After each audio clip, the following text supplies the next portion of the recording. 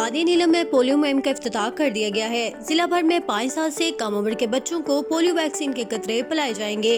DHO office में polio मुहिम की इफ्तिताही तकरीब का इनेकाद किया गया। असिस्टेंट कमिश्नर मकाम, कमांडिंग ऑफिसर MDS अस्पताल झिंबर, MS Anwar Bhatt, DHO doctor Ghulam Nabi, administrator जिला कौंसल नवाजवान और दीगर ने बच्चों को पोलियो वैक्सीन के कतरे पिलाकर इफ्तिताह किया।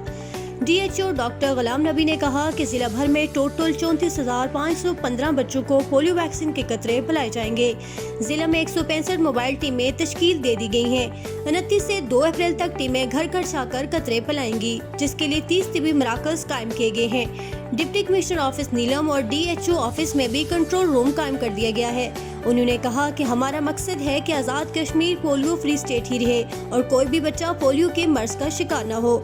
आज़ाद कश्मीर भर में महकमे सेहत हमा वक्त आवाम को सेहत की बेहतर सहूलियात फराहम करने के लिए कोशिश है। Faiza Gilani, country news, Muzaffarabad, Azad Kashmir.